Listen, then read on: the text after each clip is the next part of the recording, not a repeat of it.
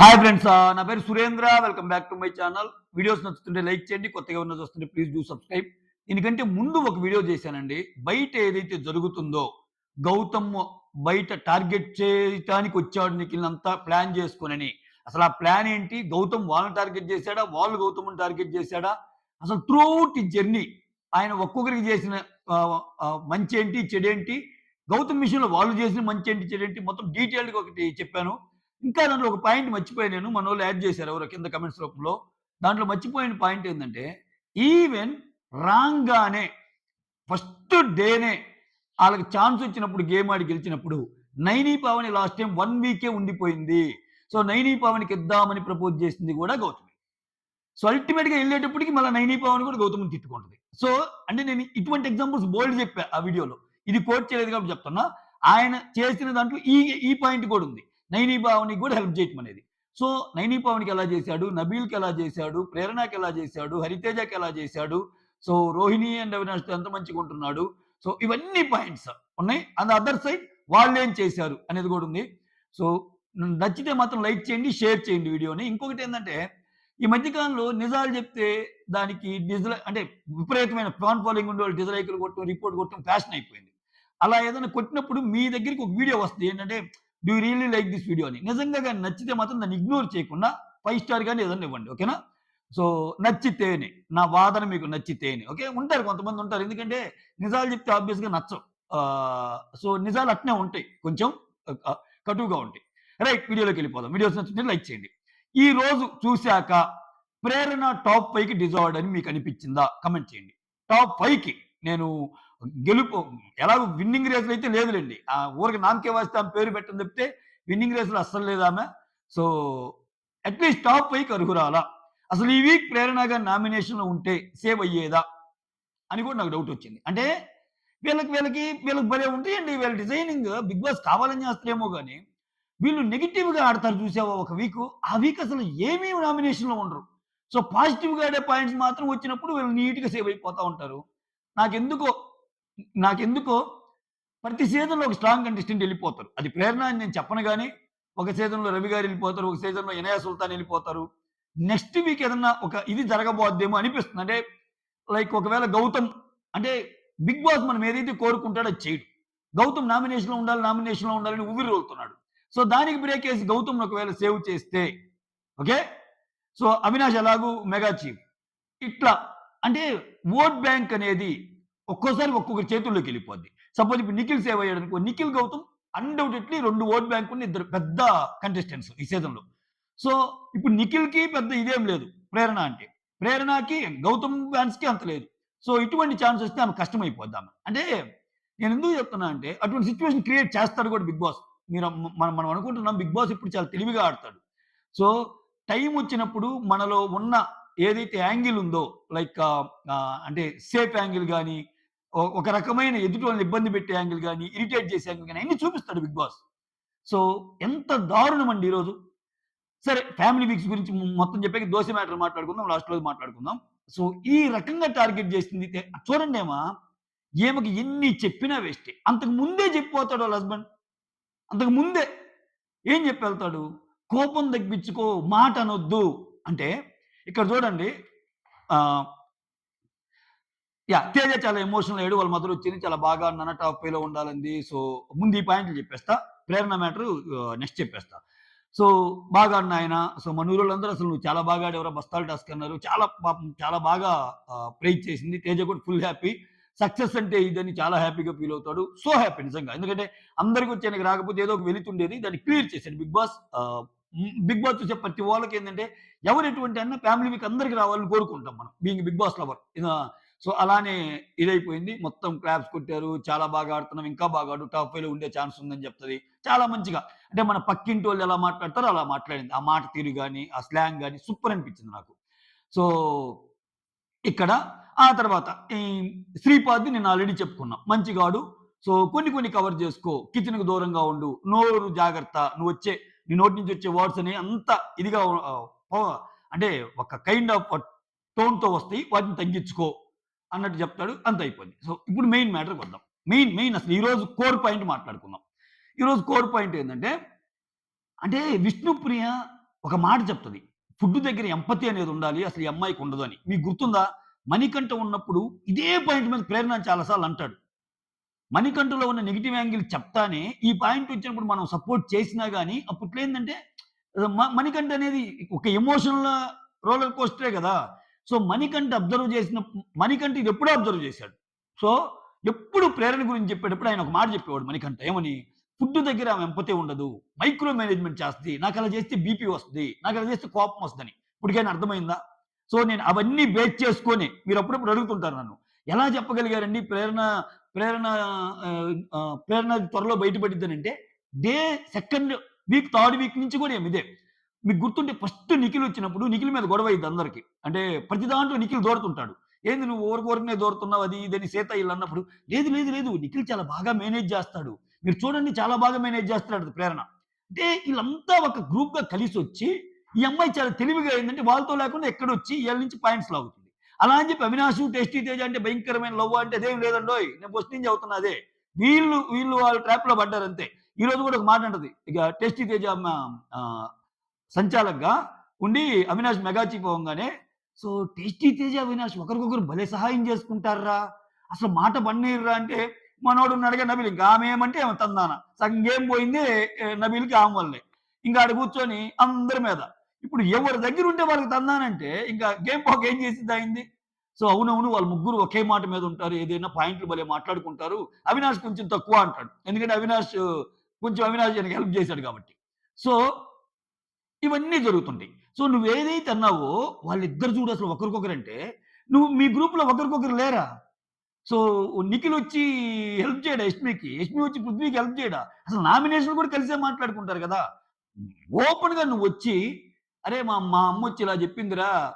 So కలిసుండండి గానీ two మచ్‌గా కలిసుండొద్దు. బయటికెళ్ళాక ఎలాగో ఫ్రెండ్స్‌లాగా guys ఇప్పుడు అర్థమవుతుందా నేను ఎందుకిలా ఆడుతున్నానో" అంటది ప్రేరణ. ఆ ఒక్క లైన్‌లోనే చాలా మీనింగ్ ఉంటది మీరు అర్థం చేసుకుంటే. ఓకేనా? అంటే నేను కావాలని అటున్నారా? ఒక సినిమాలో అదేదో సినిమా ఉంటది. 'మున్నానో' ఏదో ఇద్దరు ఫ్రెండ్సే. ఇద్దరు విలన్లే. సినిమా మొత్తం ఏందంటే ఇతనికి అపోజిట్‌గా ఉన్నట్టు యాక్ట్ జేస్తాడు. లాస్ట్‌లోకొచ్చేసరికి ప్రీ క్లైమాక్స్‌లో ఇద్దరు కలిసిపోతారు. "రేయ్! నేను పెట్టిన పర్సనేరా అతను.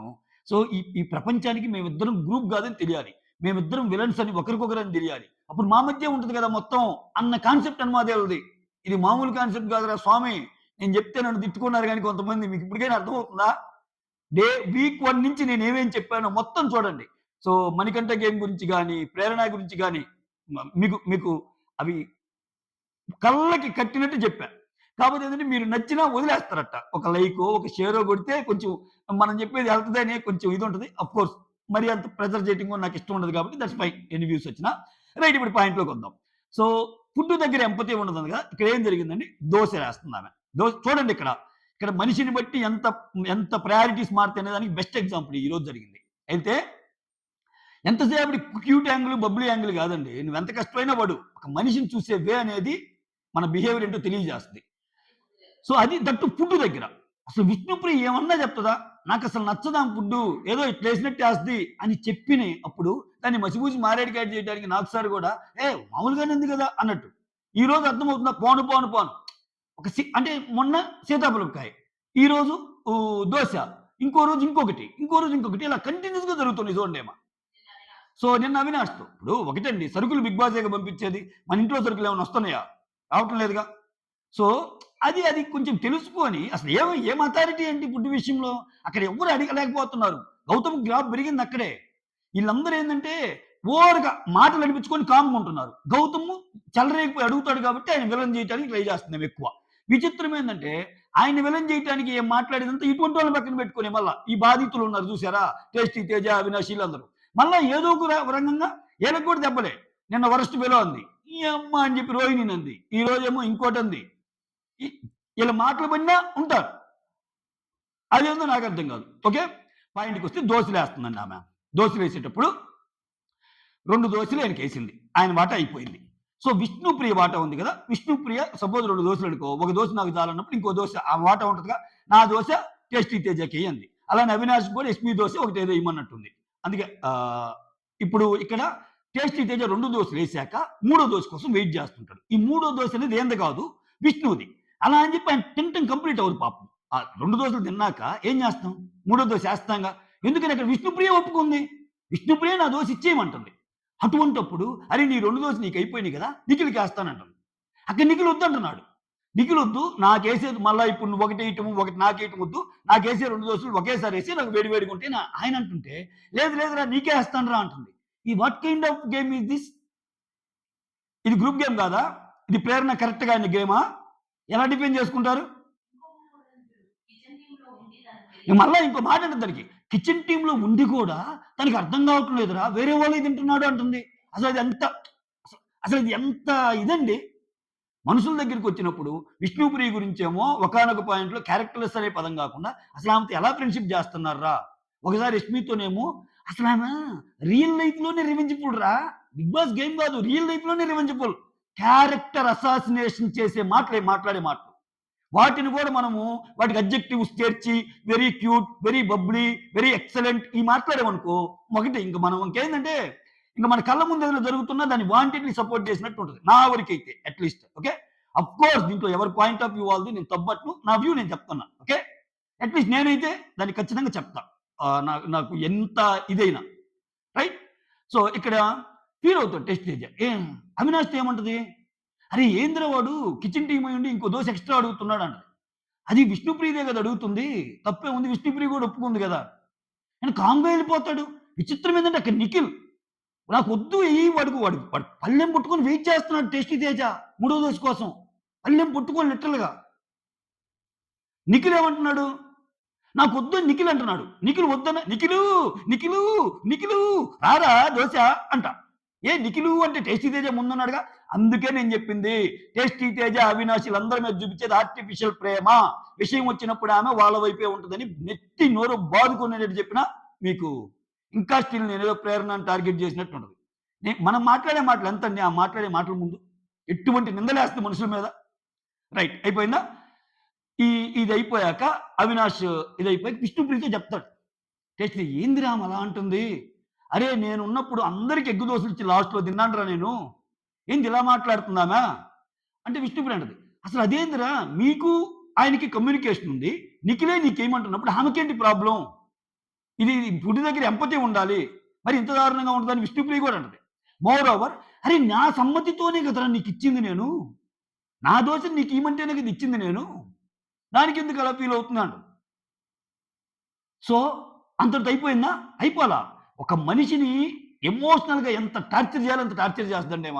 అయిపోయింది. ఆయన అసలు వాళ్ళ అమ్మ రాలేదని బాధలో ఉంటాడు కదా! కూర్చొనుంటాడు. ఏమో ఒక మాట అందంట. "నువ్వేం బాధపడకు స్టేజ్ మీదకి వస్తారులే" అని. అంటే స్టేజ్ మీదకొస్తారులే అంటే ఇప్పుడు రాకపోయినా బాధపడకనంటే అర్థం చేసుకుంటాడు. టేస్టీ తేజ లాంటోడి బ్రెయిన్‌కి మనం చెప్పగలమా? మనం చెప్పాలా? ఆయనకి తెలీదా? ఏ సెన్స్‌లో అయింది ఏందని? సో, ఏమేమంటది? "నిన్ను నేను ఓదార్చడానికి అన్నానురా. సో, స్టేజ్ మీదకొస్తదిలే" ఇప్పుడు ప్రేరణ వాళ్ళ హస్బెండ్ కటౌట్ పంపారు. వాళ్ళ హస్బెండ్ వీడియో చేశారు. అయినా గాని నీకు ఆ ఎమోషనల్ కంటెంట్ చాలకేగా ఏడ్చింది. మా హస్బెండ్ వస్తే బాగుండు అన్న ఫీల్ నీలో ఉందిగా. సో, అది టేస్టీ తేజకుంటే తప్ప, నీ కోసం గురించి కూడా స్టేజ్ మీదకొస్తారుగా. బట్ నువ్వు ఏడ్చావుగా. సో, ఈయన కూడా ఏడ్చాడు. కొంచెం నీకంటే ఎక్కువ ఏడ్చాడు అనుకుందాం. ఓకే. ఏడ్చాడు. ఆయనేమంటున్నాడు, సరేరా నేనన్నాను. ఓకే. నువ్వన్నదేందంటే, స్టేజ్ మీదకి రావటానికి, ఇంట్లో రావటానికి తేడా ఉంటది. ఇంట్లో వస్తే వచ్చే కిక్కు వేరు. సో, నాకది గావాలి. నా కోరికది అని చెప్తుంటే, లేదు నేను ఏదడిగినా గాని నువ్వు తప్పు తీసుకుంటున్నావు. అసలు నీదేం పద్ధతి బాగలేదంటుంది. ఆయన కూర్చొని ఆయన బాధ ఆయన ఏడుపు మొహం పెట్టి ఇదుంటే, ఒరేయ్ నేను ఎమోషనల్ ట్రామాలో ఉన్నానురా నన్ను వదిలేయి అంటున్నాడాయన. లేదు నేను నిన్ను వదలా అంటుంది. ఒక మనిషిని ఎమోషనల్‌గా ఇంతే ఇంకా. ఎందుకంటే వీళ్ళనేం అనడు నాగ్ సారు. వీళ్ళనేం అనడు. వస్తాడు సింపుల్‌గా అబ్బా! మెగా చీఫ్‌గా అల్లాడిచ్చావు ప్రేరణ. చూసావా? నిన్నెవరేమన్నా నువ్వు పట్టించుకోవద్దమ్మా. దుమ్ము దులిపావంతే. గౌతమ్ నీది తప్పు సీతాఫలం. టేస్టీ తేజ దోసలో నీది తప్పు. ప్రేరణ యూ ఆర్ రైట్. ఒక క్లాస్‌లో అన్నాక ప్రేరణ రైట్ ఆర్ రాంగ్ అని వాళ్ళు చేతులు ఎత్తడంగానే ప్రేరణ రైట్ సార్ అంటారు. ఎందుకని ముందంతా పొగిడి ఉంటాడు కదా! ఇది మనం చూస్తున్న బిగ్ బాస్ వీకెండ్స్‌లో. తప్పును తప్పుగా ఖండిస్తే రెండోసారి అట్‌లీస్ట్ గేమ్ సంగతి పక్కన పెట్టు. ఇటువంటివి చెప్పడానికి భయపడతారు కదా! ఇటువంటివి చేయటానికి. నీ యాక్షన్స్ టువర్డ్స్ మనుషులనేవాళ్ళు ఎంతుండాలి? ఫుడ్ దగ్గర ఎంపతి ఉండొద్దా? నువ్వు 24 గంటలు కష్టపడితే సరిపోద్దా? ఒక మనిషిని మనిషిలాగా చూడాలి కదా అట్‌లీస్ట్. సో, ఈ 2 విషయాల్లో మామూలుగా బాధ పెట్టదు ఆయన పాపం. టార్చరే ఒక రకంగా ఆయనకి. విచిత్రం ఏందంటే, ఆమె విషయంలో అందరూ తగ్గిపోతారు మళ్ళా. ఆమెకు అదే కావాలి తగ్గిపోయింది. మళ్ళా ఇక్కడ జరిగినయన్నీ ఏం చెప్ది? నబీల్ దగ్గరికి పోయి మళ్ళా మాటామంతి కలిపేస్తది. అలా అని చెప్పి నబీల్ మీద కూడా ఏముండదు. నబీల్ బయట తోపనేసరికి ఆయన ఇప్పుడేందంటే నేను ఇండివిడ్యువల్‌గా ఆడుతున్నాను అని చెప్పడానికి అటు గ్రూప్‌లో కాకుండా విడిగా ఉండాలేమో. అది అవకాశం వచ్చిన ప్రతిసారి ఏ యష్మికి సపోర్ట్ చేద్దామనో, లేపోతే ఏ నిఖిల్‌కి సపోర్ట్ చేద్దామనో, ఏ పృథ్వీకి సపోర్ట్ చేద్దామనో ఉంటది. ఇంతకంటే పెద్ద గొడవలయినయిగా. నువ్వు పృథ్వీతో ఏమన్నా కలవకుండా ఉన్నావా? నిఖిల్‌తో ఏమన్నా కలవకుండా ఉన్నావా? నీకేం అట్‌లీస్ట్ వాళ్ళ పేరెంట్స్‌కే అర్థమైందే. జాగ్రత్తగా ఉండు ఆ అమ్మాయితో అని ఎందుకు చెప్తున్నారు? చూసుంటేనేగా. ప్రేరణతో జాగ్రత్తగా ఉండనే పదము నిఖిల్ వాళ్ళ మామ నోటి నుంచి వచ్చిందంటే అర్థం కావాలిగా గేము. సో అది ఆ తర్వాత ఇంకా చిన్న చిన్న కన్వర్జేషన్స్ జరుగుతాయి. ఏంటంటే కిచెన్ డిపార్ట్మెంట్‌లోను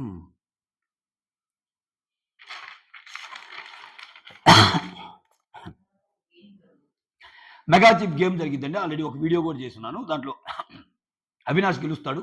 ఇక్కడ ఈవెన్ అవినాష్ గెలవడం కూడా ఏం తట్టుకోదు. అదేదో ఈ తిరగబడింది, హెచ్ తిరగబడింది అంటుంటది చీఫ్‌లో. ఈమె గెలిస్తే ప్రాపర్. సో చూడండి అసల మామూలుగా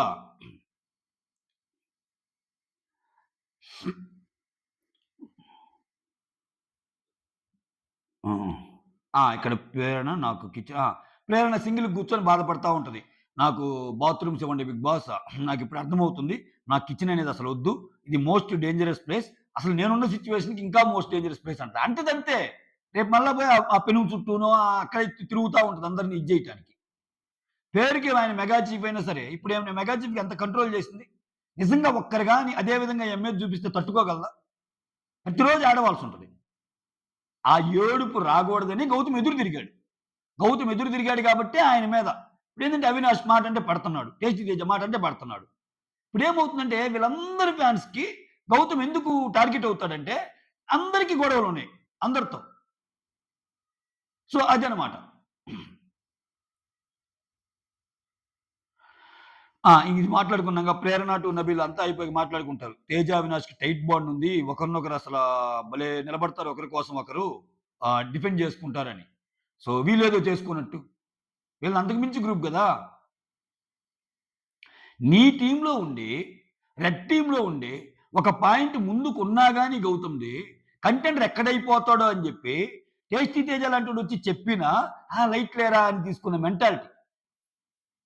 బీయింగ్ టీమ్ స్పిరిట్ నీకుందా? అరే ఎవరైతే మీ మనోడా, వాళ్ళోడా అని. తర్వాత టేస్టీ తేజ వాళ్ళ మదర్ వస్తది. బాధపడకు నాన్న ఫైనల్‌గా నేను వచ్చాను అది ఇది అంటాడు. నేను సక్సెస్ కొట్టానమ్మా నిన్ను ఇంటికి తీసుకొచ్చి అన్నీ అంటాడు. ఆ తర్వాత యాహ్! ఆ తర్వాత లాస్ట్‌లో కన్వర్జేషన్ ఉంటది. అది చెప్పి ఎండ్ చేస్తాను. అదేంటంటే రోహిణి వచ్చి టేస్టీ తేజ అవినాష్‌తో ఇది కూడా చాలా ఇంపార్టెంట్ మ్యాటర్. టేస్టీ తేజ ఏమంటాడంటే నాకు ఏడుపు రాలేదన్న చూసావా అమ్మొచ్చినప్పుడంటే అయిపోయింది కదా! నీ కోరిక తీరింది కాబట్టి ఏడుపు రాలేదన్నట్టు అంటాడు. ఆ తర్వాత రోహిణి అంటది. ఒరేయ్! ఏందిరా నువ్వు అలా మాట్లాడుతావు? నీకు మాటలు ఎలా వస్తాయిరా? అంటే వాళ్ళ అమ్మొచ్చినప్పుడు కంటిన్యూయస్‌గా మాట్లాడతాడు. సక్సెస్ అంటే ఇది. మా అమ్మని తెచ్చాను. చాలిది. నాకు బిగ్ బాస్ ఇన్ని చేసింది. సీజన్ 7 తర్వాత నేను కంప్లీట్ ఆక్యుపై అయిపోయాను. నేను బిజీ అయిపోయాను ఇయన్నీ చెప్పాక, ఒరేయ్! నాకు ఆ ఛాన్స్ వస్తే మా అమ్మొచ్చింది. అవకాశం వచ్చినందుకు థాంక్స్. ఈ 2 మాటలు చెప్పగలనురా నేను. నువ్వేందిరా పల పల పల పల అన్ని చెప్పావు అన్నట్టు అంటది. That is tasty Teja. ఆయనకి వాక్చాతుర్యం ఉంది. ఆ తర్వాత ఏమంటదంటే రోహిణి ఫుడ్ షేర్ చేసే దగ్గర గురించి మాట్లాడతా ఒరేయ్! అంటే వీళ్ళ నలుగురు. ఓహ్! వీళ్ళ నలుగురు in the sense royal team నలుగురు. వైల్డ్ కార్డ్ నలుగురు ఒక రూమ్‌లో ఉంటారు. వీళ్ళు మాట్లాడుకుంటుంది ఆ రూమ్‌లో గురించి. అరే! వాళ్ళకి ఫుడ్ వస్తే అందరికి ఏమన్నా అడిగి పెడతారారా? పెట్టరు గదా! బట్ ఇప్పుడు ఇక్కడ టేస్టీ తేజకి ఫుడ్ వచ్చింది. టేస్టీ తేజకి ఫుడ్ వస్తే వాళ్ళకోళ్ళే తీసుకొని తింటున్నారు. వాడు తిన్నాడా లేదో చూడాలి కదా! వాడు కూడా తినాలి చూడాలా. వాళ్ళైతే ఫుడ్ అసలు షేర్ చేయరు. అని చెప్పి ఒక్కొక్కరిని అడిగిద్ది. నీకు షేర్ చేశారా? అంటే టేస్టీ తేజ నో అంటాడు. నీకు షేర్ చేసారా అవినాష్ అని నో అంటాడు. గౌతమ్‌ని అడిగితే నిన్ను అడిగారా వాళ్ళు ఎప్పుడంటే వాళ్ళు అడగలేదు నేనే అడిగాను అంటాడు. ఒకసారి పృథ్వీ వాళ్ళ మదర్ ఏదో ఫుడ్ తెస్తే నేనే అడిగానంట. పాపం ఫుడ్ దగ్గర ఆయన అడుగుతాడు మొహమాటం లేకుండా నాకు కావాలి అని. అట్లా సీతాఫలం తిన్నందుకే కదా దెబ్బలు దెబ్బలు తగిలింది ఆయనకి. ఇప్పుడు ఈళ్ళకి అర్థం కావాలా. నాయన ఒక సీతాఫలమే కాదు దోసలోను, ఇడ్లీలోను, సాంబార్ రసంలోను అన్నిట్లో గొడవలే ఆమెతోటని. ఆ తర్వాత నేనే అడిగాను అన్నట్టు గౌతమ్ అంటాడు.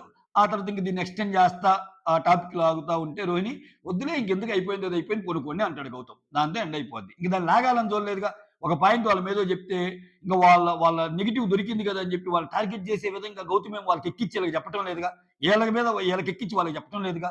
సో ఎలా ఇది టార్గెట్ గేమ్ గౌతమ్‌ది? అవ్వదు కదా! That's all. Thank you so much. Signing off. Me Surendra.